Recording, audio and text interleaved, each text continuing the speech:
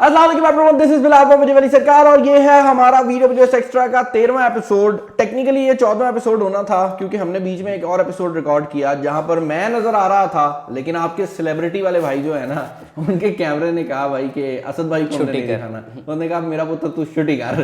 तो वो हमने बाद में जब चेक किया तो फुटेज में जो दूसरे कैमरे की फुटेज थी वो अवेलेबल नहीं थी, तो हमें वो जो सारा फुटेज था वो स्क्रैप करना पड़ा। खैर आज का ये जो एपिसोड है काफी ज्यादा न्यूज के साथ आ रहा है क्योंकि कुछ ऐसी खबरें हैं जो कि आज के एपिसोड में आज की खबरें हैं और कुछ कल वाली खबरें भी इंपॉर्टेंट काफी जरूरी खबरें थी, वो इंपॉर्टेंट चीजें थी। कल वाला जो एपिसोड जो मिस हुआ है ना यार, वो बड़ा इंपॉर्टेंट किस्म का एपिसोड था, तो उसकी काफी खबरें हैं जो यहाँ पर हम इंक्लूड करने वाले हैं। और आज की जो पहली खबर आ रही है वो आ रही है Xiaomi की तरफ से, जिसका Xiaomi Redmi Note 10 का जो पूरा लाइनअप है उसकी लॉन्च डेट और उसकी कुछ डिटेल्स सामने आ गई हैं। अब जो ऑफिशियली चीज़ बताई गई है वो ये है कि ये मार्च 4 को ऑफिशियली लॉन्च होगा और ये चीज़ बताई है Xiaomi इंडिया ने। अब आई एम एक्सपेक्टिंग कि शायद जो इसका इंटरनेशनल लॉन्च है वो इस मार्च 4 से पहले कहीं पर हो जाए, लेकिन जो इंटरनेशनल लॉन्च है वो चाइना ओनली लॉन्च होगा, जहाँ पर ये फ़ोन को एक दफ़ा दिखा देंगे और उसके बाद ये इंडिया में इसको लॉन्च कर देंगे। लीक्स इसके रिलेटेड बहुत ज़्यादा सर्कुलेट हो रही थी क्योंकि Xiaomi की जो Redmi Note सीरीज़ है वो इनकी I think most popular series है और बहुत ज़्यादा लोग इसको खरीदते हैं। तो कुछ डिटेल्स उनने भी शेयर की हैं जिनको हम यहाँ पर देख लेते हैं, और इनमें जो डिटेल्स हैं उनमें सबसे पहली चीज़ जो कि यहाँ पर दिखाई गई है उस पर लिखा हुआ है ऑल न्यू स्टनिंग डिज़ाइन। अब देखने में तो ये नॉर्मल लग रहा है, लेकिन यहाँ पर जो इंपॉर्टेंट चीज़ है वो ये है कि बैग जो है वो ग्लास वाली ही होने वाली है जिस तरह हमने पहले देखा था। तो Xiaomi ग्लास बैग के साथ ही लेकर आ रहा है Note 10 सीरीज़ को।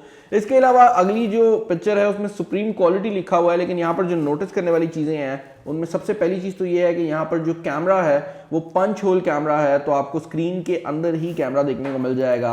इसके अलावा गोरिल्ला ग्लास की प्रोटेक्शन को मेंशन किया गया है और IP52 रेटिंग को मेंशन किया गया है। अब इंटरेस्टिंग बात यहाँ पर यह है कि इससे पहले भी रेडमी की जो नोट सीरीज थी उसमें आपको वाटर प्रोटेक्शन मिलती थी, मतलब अगर उन पे पानी पड़ जाए तो वो किसी हद तक बर्दाश्त कर जाते थे, लेकिन उनके पास कभी भी ऑफिशियल IP रेटिंग नहीं होती थी क्योंकि IP रेटिंग को करवाने में हर फोन के ऊपर पैसे जो है वो बढ़ जाते हैं। तो अगर आपने किसी डिवाइस की IP रेटिंग करवानी है उसकी कॉस्ट काफी ज्यादा होती है। Xiaomi ये कर देता था लेकिन ऑफिशियली नहीं कहता। हाँ, मतलब आप ये समझ लो कि IP रेटिंग की जो सारी सेटिंग थी फोन उसी तरह बनाते थे कि वो वाटर रेजिस्टेंट हो, लेकिन उसको टेस्ट नहीं करवाते थे। अब ये टेस्टेड फोन है और इसमें IP52 वाटर रेटिंग है जो कि बेसिक स्प्लैश रेजिस्टेंस होती है, मतलब अगर आप पानी के अंदर डाल देंगे फोन को तो मसला होगा, लेकिन उसके ऊपर गिरने से इश्यूज नहीं आएंगे। अदर देन दैट यहाँ पर जो नेक्स्ट पिक्चर है उसमें लाइटर और बेटर को मेंशन किया गया है, लेकिन यहाँ पर दो चीजें बड़ी इंपॉर्टेंट हैं जो आप नोट कर सकते हैं। पहली चीज तो ये है कि इस मोबाइल फोन के बैक साइड पर जो कैमरा डिजाइन है वो हमें रेक्टेंगुलर कैमरा डिजाइन बनता हुआ नजर आ रहा है, और मोस्ट प्रोबेबली यहाँ पर जो कैमरा डिजाइन है वो आपकी राइट साइड या लेफ्ट साइड के ऊपर होने वाला है और ये वर्टिकल कैमरा सेटअप होगा और ये बॉडी से थोड़ा प्रोट्रूड भी कर रहा है। तो आई एम अज्यूमिंग कि इसका जो डिजाइन है वो Redmi 9T जैसा होगा। ऑब्वियसली उसकी जो लेआउट है वो डिफरेंट होगा, लेकिन जो बेसिक शेप है वो वैसी होगी।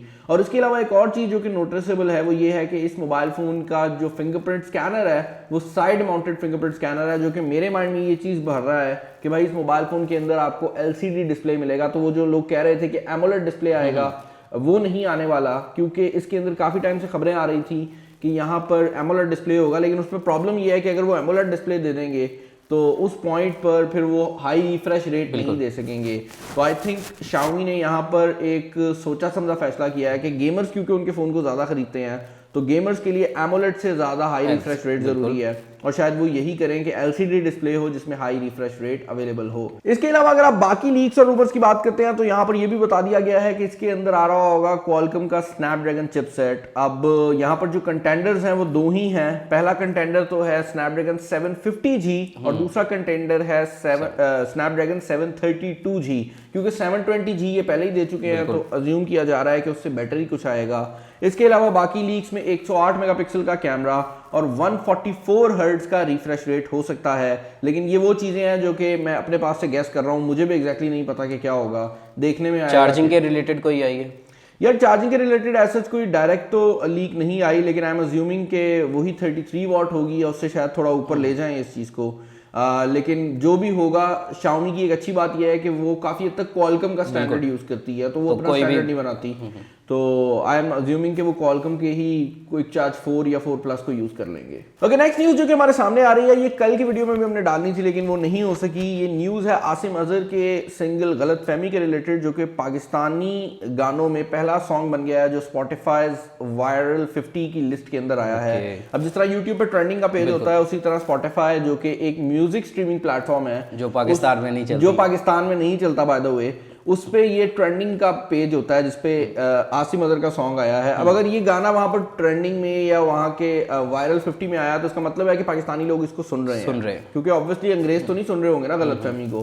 तो ये चीज़ बड़ी अजीब है कि स्पॉटिफाई जो कि एक ऐसा प्लेटफॉर्म है जिसको हमने अभी तक ऑफिशियली पाकिस्तान में आने नहीं दिया, वहां पर हमारे म्यूजिशियंस इतना काम कर रहे हैं। और ये वो चीज़ें हैं जो कि फंडामेंटली मैं कहूँगा कि पाकिस्तान की इंडस्ट्री में गलत है। अक्सर लोग कहते हैं, और हम जो भी बंदा आर्टिस्ट होता है, वो बेशक सिंगर्स हों, वो एक्टर्स हों, उनको क्रिटिसाइज किया जाता है कि भाई इंडिया वाले एक्टर्स तो ये कर रहे हैं या वो वाले एक्टर्स तो ये कर रहे हैं, आप क्यों नहीं कर रहे अपनी कंट्री के लिए।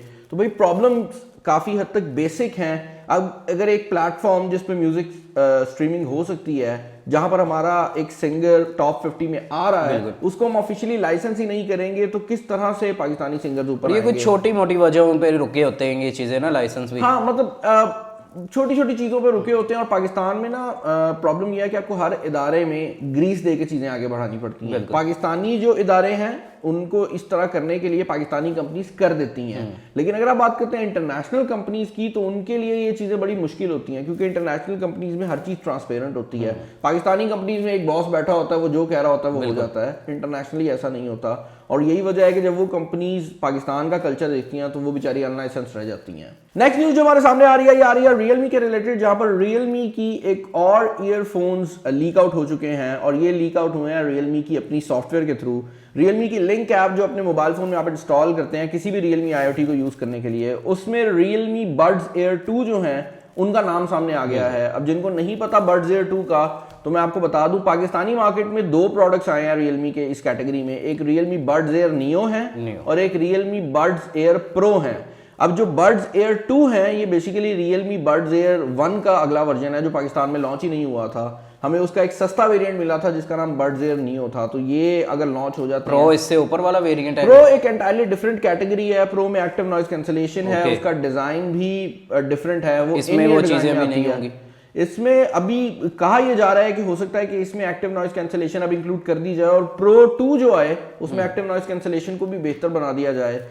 इसके अलावा एक और चीज जो कि इसके नियो वाले वर्जन में मिसिंग थी, जो 1 में भी थी और 2 में भी आएगी, वो वायरलेस चार्जिंग है। ये मेरे पास यहाँ पर बल्कि मौजूद ही है, मैं दिखा देता हूँ आप लोगों को। ये रियलमी बड्स एयर है जो पाकिस्तान में लॉन्च नहीं हुई। इसमें और नियो में 2 फर्क थे बेसिक। एक तो ये फर्क था कि ये वायरलेस चार्जिंग सपोर्ट करती थी, और दूसरा ये टाइप सी के साथ काम करती थी, जबकि अगर आप बात करते हैं बड्स एयर नियो की तो उसमें माइक्रो यूएसबी थी। अब अज्यूमिंग कि ये पाकिस्तान में भी आएगी तो हमें एक मेजर अपग्रेड देखने को मिलेगी, क्योंकि इसका 1 वर्जन भी नहीं आया था। ओके, नेक्स्ट न्यूज जो हमारे सामने आ रही है बड़ी इंटरेस्टिंग किस्म की न्यूज है, क्योंकि जनरली ये चीज एप्पल के साथ नहीं होती, जहां पर एप्पल की अपकमिंग A15 जो चिप है उसके टेस्ट और जो उसके इनिशियल बेंचमार्क्स हैं वो हमारे सामने आ गए हैं।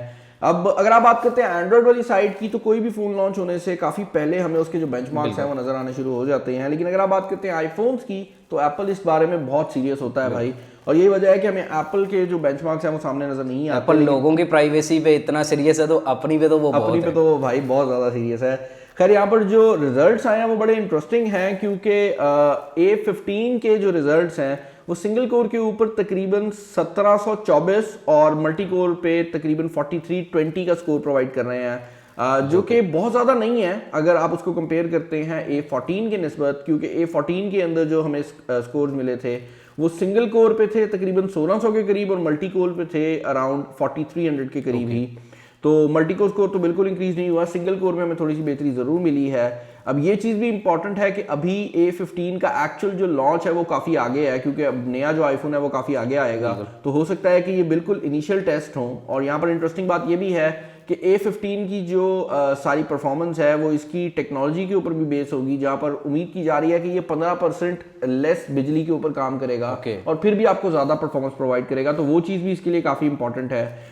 देखते हैं कि क्या बनता है, लेकिन अभी के लिए जो पावर लग रही है A15 की वो उतनी ज़्यादा नहीं लग रही, और शायद ये ज़्यादा ही हो। और ये अभी लीक्स जो आई हैं ये कंफर्म नहीं है ना। हाँ, यू कैन नेवर से, ये लीक सामने आई हैं, लीक्स आती रहती हैं, फेक भी होती रहती हैं, लेकिन अभी जो लीक सामने आ रही हैं, बाय द वे अब अगर हम बात कर ही रहे हैं तो आईफोन 12s प्रो सुनने में आ रहा है कि नाम होगा फोन का, ये 12 प्रो मैक्स है। इसका अगला वेरिएंट लोग कह रहे हैं 13 होगा, लेकिन कुछ लीक्स में कहा जा रहा है कि इसका नाम 12s प्रो भी हो सकता है। 12 के आने से पहले भी हुआ था ना ये 11 के टाइम पे। बिल्कुल एग्जैक्टली है, 11 के टाइम पे भी यही हुआ था कि 11 ऐसा आएगा, लेकिन नहीं आया था। यहाँ पर जो सामने चीजें आ रही हैं उसमें एक तो इन डिस्प्ले फिंगरप्रिंट स्कैनर है, जो कि लोग कह रहे हैं कि ऐसा है। मुझे ऐसा लगता है कि वो आईफोन SE के रिलेटेड होगा in display fingerprint scanner. Apple in phones में नहीं डालेगा, और उसके अलावा 120 हर्ट्ज का रिफ्रेश रेट है, और उसके अलावा ये भी सुना जा रहा है कि चार्जिंग पोर्ट को ये शायद निकाल दें, और जो नॉच है जो कि एप्पल ने लास्ट इवेंट में अपने ये कहा भी था। हाँ, कहा भी था, क्योंकि उन्होंने ये मैगसेफ दिया है और अज्यूम यही किया जा रहा है कि ये मैगसेफ आगे चलेगा। देखते हैं क्या बनता है, लेकिन अभी के लिए जो सिनेरियो है वो कुछ इसी तरह का ही है। ओके भाई, नेक्स्ट न्यूज जो हमारे सामने आ रही है, ये आ रही है माइक्रोसॉफ्ट के रिलेटेड, जहां पर माइक्रोसॉफ्ट ने पहली लुक हमें प्रोवाइड कर दिया है उनके एक्स क्लाउड के रिलेटेड। अब जिनको नहीं पता कि एक्स क्लाउड क्या है, मैं थोड़ी सी इसकी बेसिक डिटेल्स प्रोवाइड कर देता हूँ।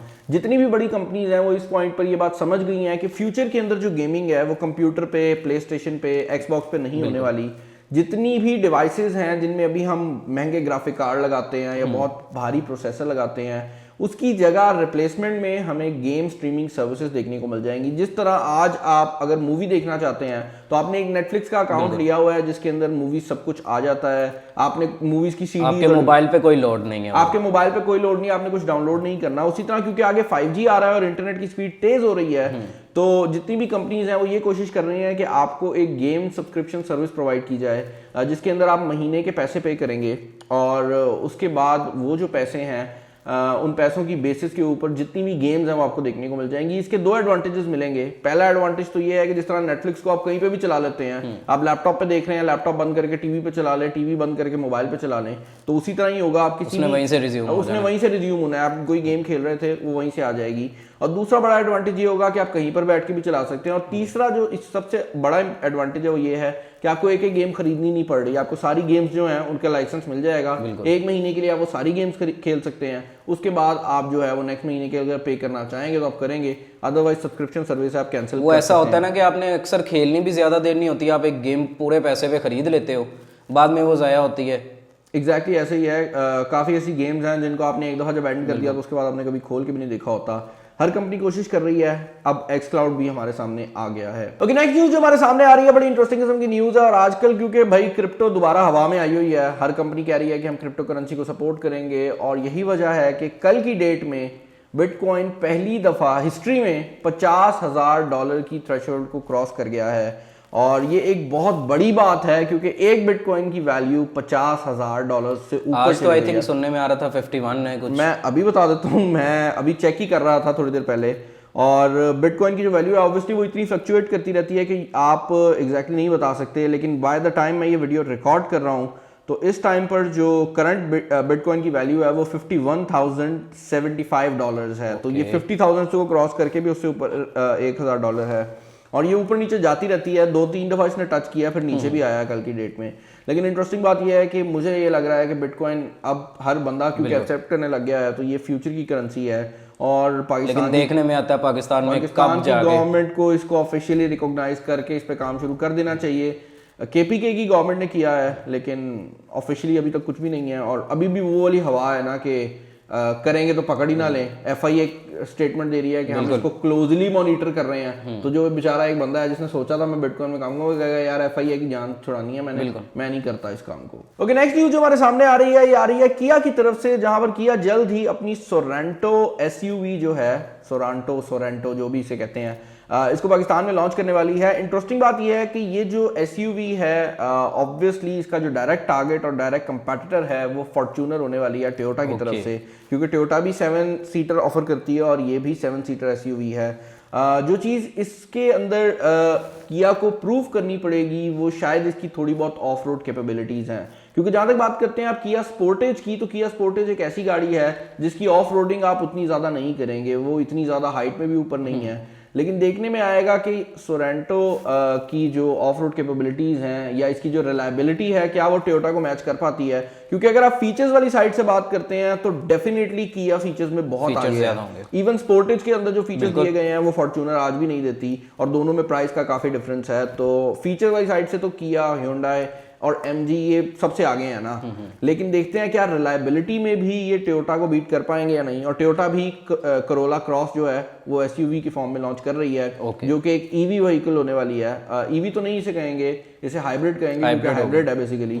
लेकिन वहां पर भी आपको काफी फीचर्स मिल जाएंगे, क्योंकि हाइब्रिड गाड़ियां जितनी भी टोयोटा की तरफ से आती हैं जनरली उनमें जो फीचर्स हैं वो ज्यादा दिए जाते हैं। यहाँ पर एक और चीज भी मैं इंक्लूड कर दूं कि जो वेरिएंट या जो जनरेशन किया सोरेंटो की पाकिस्तान में लॉन्च कर रही है, उससे एक नई जनरेशन इंटरनेशनली आ चुकी हुई है। तो हमें एक पुरानी जनरेशन मिल रही है, लेकिन यू कांट रियली कंप्लेन, क्योंकि पूरी दुनिया में ही ऐसा हो रहा है। मतलब इवन फॉर्च्यूनर का भी जो वेरिएंट अभी आ रहा है पाकिस्तान में, उससे नया वेरिएंट बाकी जो दुनिया है उसमें आना शुरू हो गया है। ओके, नेक्स्ट न्यूज हमारे सामने आ रही है, ये आ रही है एक इंजीनियरिंग फर्म की तरफ से जो कि स्वीडिश बेस्ड है, और इस स्टार्टअप ने एक ग्लव बनाया है जिसके थ्रू आप अपनी मसल ग्रिप को बेहतर बना सकते हैं। और ये जो ग्लव है ये इस टाइप का पहला प्रोडक्ट है जिसके थ्रू आप कर सकते हैं। अब ऐसा नहीं है कि इससे पहले कंपनीज ने ट्राई नहीं किया, लेकिन इससे पहले ज्यादातर कंपनीज इस काम के लिए एक्सोस्केलेटन्स का यूज करती हैं, यानी कि आपकी बॉडी के ऊपर एक पूरा स्केलेटन आ जाता है जो कि लोहे का बना होता है, वो बस ग्रिप में काम करता है, वो आपकी ग्रिपिंग में हेल्प करता है, वो आपको पावर ज्यादा देता है। लेकिन यहाँ पर आपको एक ग्लव दिया गया है जो कि आपकी मसल स्ट्रेंथ को बढ़ा रहा है। और इस केस में दोनों चीजों में बहुत डिफरेंस है, क्योंकि आप वेट कितना उठा सकते हैं वो अलग चीज है, लेकिन आप ग्रिप कितनी जोर से कर सकते हैं वो अलग चीज है। और ये पहली बार है कि किसी स्टार्टअप ने ये चीज जो है हमें प्रोवाइड किया। और यहाँ पर इस स्टार्टअप को इसलिए ज्यादा पावर और ज्यादा फंडिंग मिल रही है क्योंकि ये खास तौर पर उन लोगों के लिए होगा जिनकी एज ज्यादा हो जाती है। जैसे जैसे आपकी एज बढ़ती जाती है, आपकी जो मसल ग्रिप है वो कम हो जाती है। तो ये हेल्दी एजिंग की तरफ लोगों को लेकर जाएगा, और लोग अपनी बूढ़े वाली एज के अंदर भी उसी तरह से मूवमेंट्स कर सकेंगे, वही मसल मूवमेंट दे सकेंगे जो वो जवानी में किया करते थे। तो ये काफ़ी इंटरेस्टिंग टेक्नोलॉजी है, और हो सकता है कि फ्यूचर में हमें पूरे सूट्स मिले जो कि इस टेक्नोलॉजी को यूज करें। ओके भाई, नेक्स्ट न्यूज़ बड़ी इंटरेस्टिंग है, और ये आ रही है कार्ल पे की तरफ से। अब जिनको नहीं पता कार्ल पे कौन है, तो भाई ये बंदा वो है जो वन प्लस का को फाउंडर है, और अब वन प्लस कंपनी को छोड़ चुका है। उसकी पिछले दिनों खबर भी आई थी इसकी कि कोई हेडफोन्स कंपनी स्टार्ट करने वाला। हाँ, इसने एक नई कंपनी स्टार्ट की है हेडफोन की। सुनने में आ रहा था कि वो हेडफोन्स लॉन्च करेंगे जो कि नथिंग के नाम से होगा। बिल्कुल। अब इंटरेस्टिंग बात यहाँ पर ये है कि ये बंदा वन प्लस को स्टार्ट करने वालों में से है, लेकिन इसने वन प्लस को छोड़ा इसलिए है क्योंकि according to him one plus अब काफी ऐसी चीजें कर रही है जो कि वो सिर्फ कॉपी पेस्ट कर रही है ओप्पो से, और ये वन प्लस को एक डिफरेंट डायरेक्शन में लेके जाना चाहता था। वन प्लस एक एंटायरली डिफरेंट डायरेक्शन में जा रही थी, तो ही डिसाइडेड कि ये छोड़ देगा।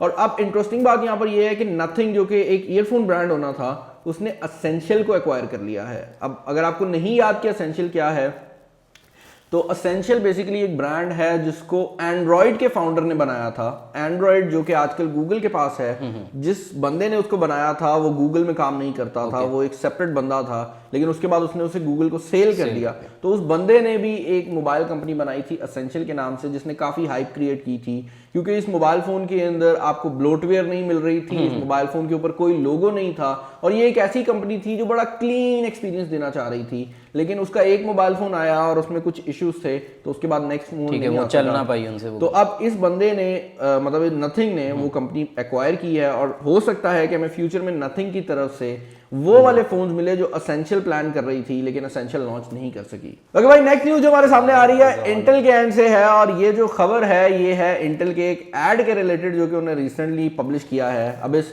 एड के अंदर बेसिकली इंटेल अपनी प्रोसेसर्स को एप्पल की M1 चिप के साथ कंपेयर कर रही है। जिनको नहीं पता बैक स्टोरी ये है कि एप्पल ने रिसेंटली अनाउंस किया था कि वो अपने प्रोसेसर खुद बनाएंगे। तो उन्होंने कहा था मेरा प्रोसेसर मेरी मर्जी, और इंटेल को ये चीज़ पसंद नहीं आई, और इंटेल ने अब अपने प्रोसेसर्स की जो बेहतरी है उसको सामने दिखाने के लिए एड्स बनाने शुरू कर दिए हैं। अब यहाँ पर इंटरेस्टिंग बात यह है कि इंटेल को ये बात पता है कि एप्पल क्योंकि एक डिफरेंट आर्किटेक्चर पे काम कर रहा है, तो M1 के अंदर कुछ चीजें कम होंगी, कुछ चीजें इनके अलग चीज है।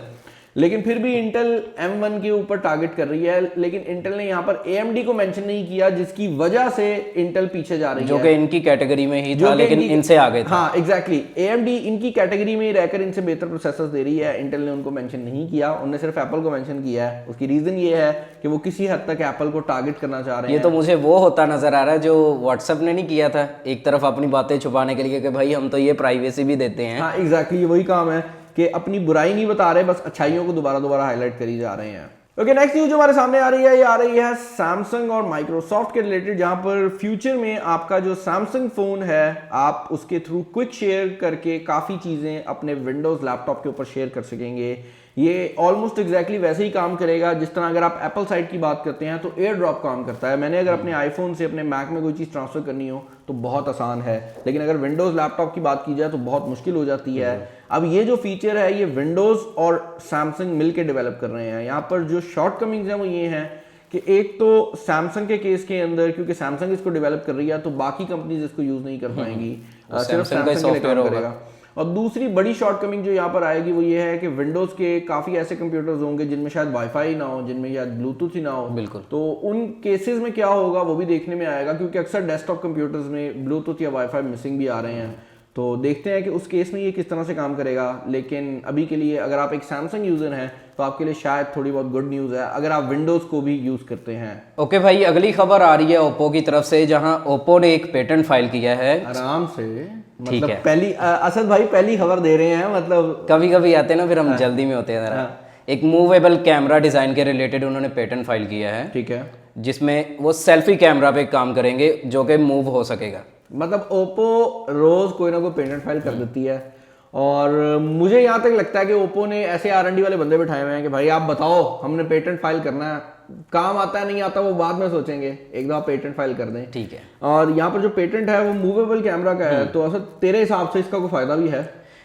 मेरे हिसाब से अगर तो ये गिम्बल मोड होगा इसमें तो फायदा हो सकता है कि आप स्लाइड इजीली कर सकते हो, वो स्मूथ स्लाइड होगा ना रेलिंग के थ्रू।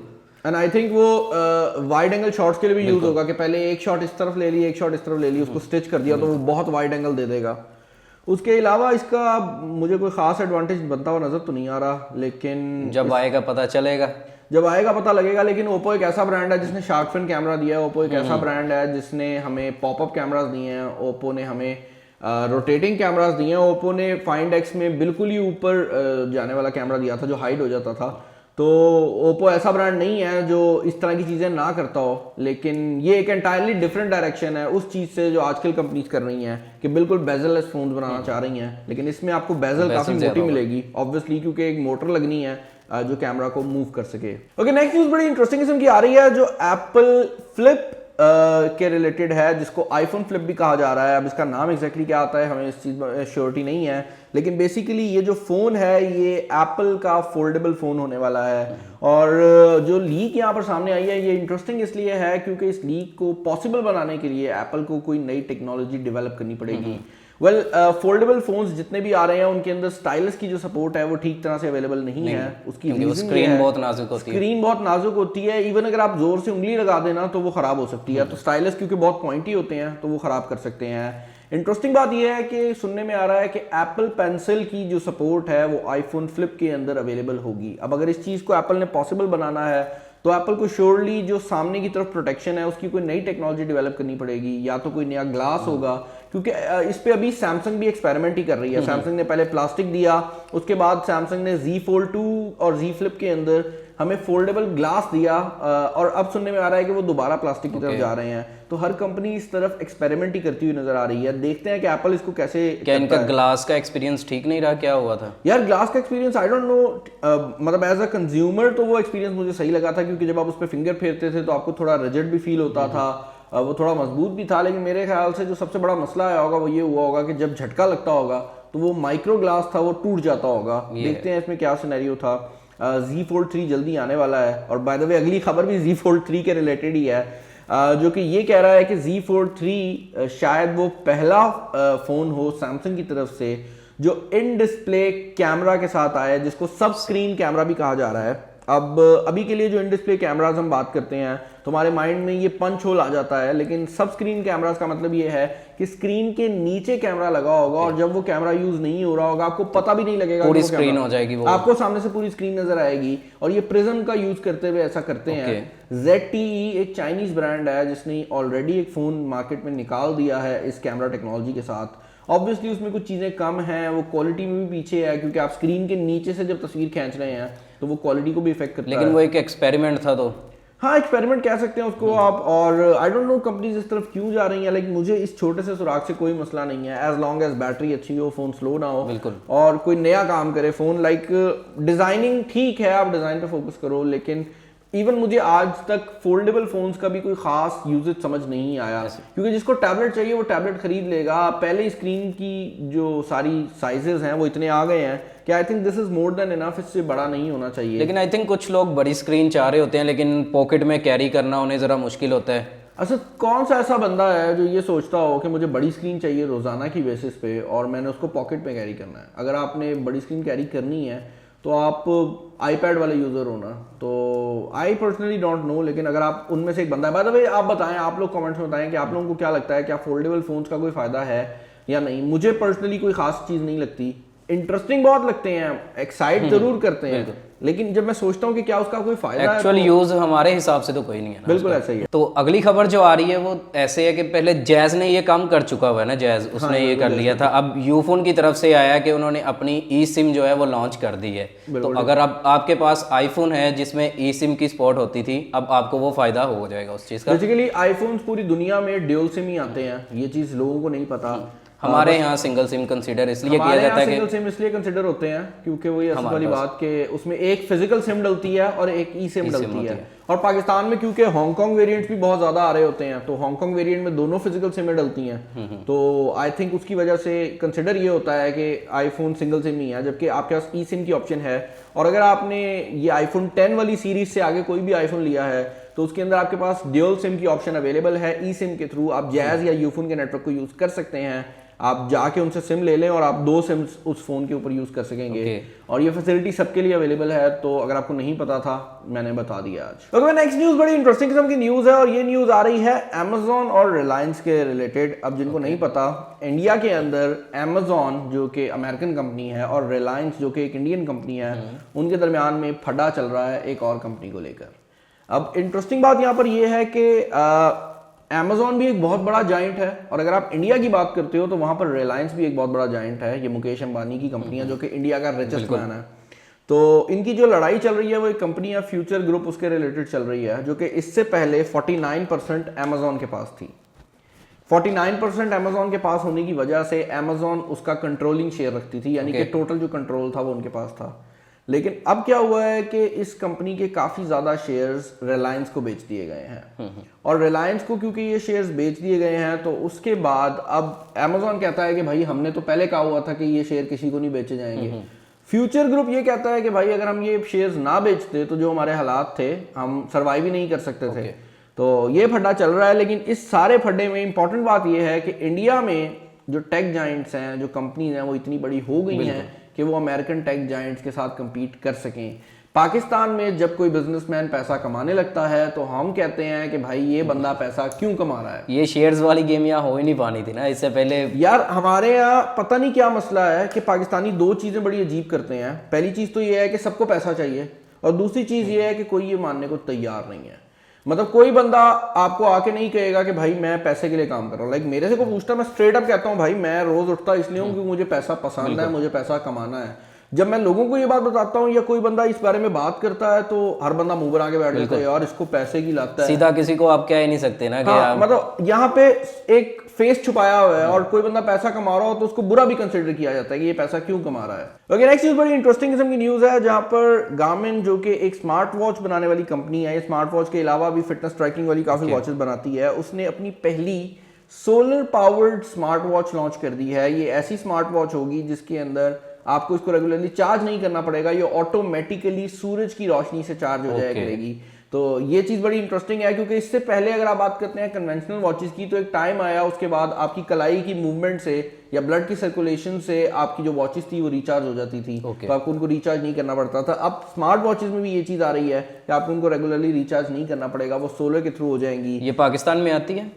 पाकिस्तान में ऑफिशियली नहीं आती, लेकिन कुछ लोग इंपोर्ट करते हैं और पाकिस्तान में इसकी मार्केट मौजूद है। इसकी जो प्राइस टैग है वो $800 है, तो ये बहुत महंगी होने वाली है। और अगर आप एक ऐसा बंदा है जो सोच रहे थे कि आप बिजली बचा लेंगे, तो वो चीज़ नहीं है। लेकिन इसका फायदा ये है कि आपको रेगुलरली चार्ज नहीं करनी पड़ेगी, क्योंकि स्मार्ट वॉचेस का सबसे बड़ा मसला ये है कि जब आपको इनकी जरूरत होती है टाइम देखने के लिए, उस टाइम पे पता लगता है बैटरी जो है वो डाई डाउन कर चुकी है। ओके, नेक्स्ट न्यूज जो हमारे सामने आ रही है, ये आ रही है गाड़ियों के रिलेटेड, जहां पर अब जो ऑन रखने वाले लोग हैं उनके लिए चीजें होने वाली हैं थोड़ी मुश्किल। उसकी रीजन ये है कि गवर्नमेंट ने एक नया टैक्स लगा दिया है जिसका नाम है एडवांस टैक्स, और ये शायद वाहिद किस्म का टैक्स हो जिसे ज्यादातर लोग कहेंगे कि भाई आपने ठीक किया है। उसकी रीजन ये है कि इस एडवांस टैक्स का मतलब ये है कि अगर कोई बंदा आज गाड़ी खरीदता है और उस गाड़ी को 90 दिन के अंदर बेच देता है, तो उसको 50,000 से 2 लाख तक का टैक्स पे करना पड़ेगा। और ये इसलिए किया जा रहा है ताकि वो लोग जो गाड़ियां इसलिए बुक करा देते हैं कि काफी लोग करते थे ये खुद खरीदनी नहीं होती थी और बाद में गाड़ी 10-10, 15-15 लाख महंगी बेच रहे होते थे। तो जिसको एक्चुअल में चाहिए होती थी वो उस टाइम ले नहीं सकता था एडवांस। हाँ, क्योंकि गाड़ियां सारी बुक होती थी और वो उसको रोक के बैठे होते थे। एक लिहाज से बड़ा अच्छा किया गया है, लेकिन दूसरे लिहाज से मैं पाकिस्तानियों को भी जानता हूं, अभी भी आप देख लेना कि ये जो 2 लाख है ये भी वही लोग पे करेंगे जो 15 लाख ऑन पे कर रहे थे, क्योंकि हम वो कौम हैं जिनको मशहूर है हमारे बारे में कि अगर कहीं पर छितर मार रहा हो ना, तो हम लोग लाइन में रिश्वत देके कहेंगे पहले हमें मार दे। तो आई थिंक सो कि इसको भी वही लोग बेचारे बर्दाश्त करेंगे जो पहले ही 15 लाख ऊपर देने को तैयार थे। और ये जो टैक्स है ये नुकसानदेह ही रहेगा, लेकिन गवर्नमेंट कोशिश कर रही है और मुझे गवर्नमेंट की तरफ से ये जो स्टेप है अच्छा लगा है, शायद काम कर जाए। आई होप ये जो एपिसोड है रिकॉर्ड हो गया होगा ठीक, और उम्मीद है आपको पसंद भी आया होगा। आज आपको कल मिल जाएगा, ये कल होपफुली मिल जाएगा, क्योंकि हम रात में रिकॉर्ड करते हैं, सुबह पोस्ट करते हैं। चैनल पर नए हैं, चैनल को सब्सक्राइब कर लीजिएगा, वीडियो को लाइक कर दीजिएगा, दोस्तों शेयर कर दीजिएगा। इस वीडियो में इतना ही। This is me and Asad signing off. अल्लाह हाफिज।